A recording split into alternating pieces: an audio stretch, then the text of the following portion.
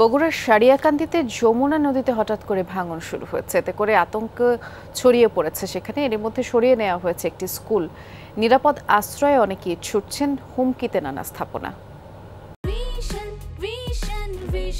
100% copper কন্ডেন্সারে তৈরি vision fridge, তাই গুণে মানে অটুট থাকে বছরের পর বছর।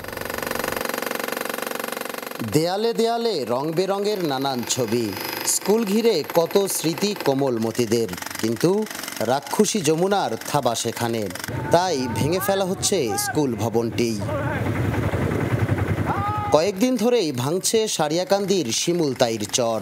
ভাঙন ঠেকেছে স্কুল ভবনের বারান্দায়, তাই তড়িঘড়ি নিলাম করে ভেঙে ফেলার কাজ শুরু হয়েছে। স্কুলে কাজ চলে এসে তাই ম্যাডামরা বলছে স্কুল বন্ধ, স্কুল ভালো করে বানাবে, তারপরে ভাঙতে ভাঙতে স্কুলে কাজ করতে, তারপরে স্কুল ভাঙতে আছে। এই স্কুলের পাশাপাশি ভাঙনের মুখে চরের প্রায় 250 পরিবার। অনেকেই এরই মধ্যে বাড়িঘর সরিয়ে নিতে শুরু করেছেন।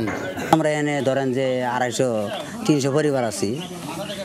এই যদি এই নদীটা বান্ধা দেয় তাহলে আমরা 250-300 পরিবার রক্ষা পাবো। এই জায়গা যদি ভাঙিয়ে যায় আশ্রয়নটা, তাহলে আমাদের কোনো বাসস্থানের কোনো বর্তমান জায়গা নাই। খালি স্কুলের এই জায়গাটাই নিয়ে ওরা ব্যস্ত।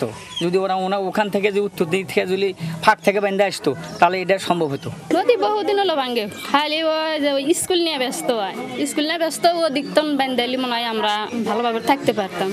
উপজেলা প্রশাসন বলছে চরের আরেক প্রান্তে উঁচু স্থানে নতুন করে প্রাথমিক বিদ্যালয় নির্মাণের কাজ শুরু হবে শিগগিরই। কেউ গৃহহীন হলে বাড়ি নির্মাণের আশ্বাস প্রশাসনের। রাষ্ট্রের একটি অর্থ যেন নদীতে চলে না যায়, এই জন্য আমরা দ্রুত স্পট নিলামের মাধ্যমে সেটি অপসারণের ব্যবস্থা করেছি। আমাদের যে নদীর আনপ্রেডিক্টেবল সিচুয়েশনের কারণে যে পরিবারগুলো ভূমিহীন হয়ে যাচ্ছে, আমাদের মাননীয় প্রধানমন্ত্রীর আশ্রয়ণ প্রকল্পের পক্ষ থেকে আমরা খুব দ্রুতই তাদেরকে অন্য কোনো জায়গায় গৃহ নির্মাণ করে আবাসের ব্যবস্থা করে দিব। পানি উন্নয়ন বোর্ড বলছে গত বছর যমুনার এ পয়েন্টে ভাঙন থাকলেও তীব্রতা কম ছিল। এবার বালুর বস্তা ফেলার পাশাপাশি নদী তীর রক্ষায় আরও কিছু ব্যবস্থা নেয়ার চেষ্টা চলছে। মেহেরুল সুজন, যমুনা নিউজ, বগুড়া।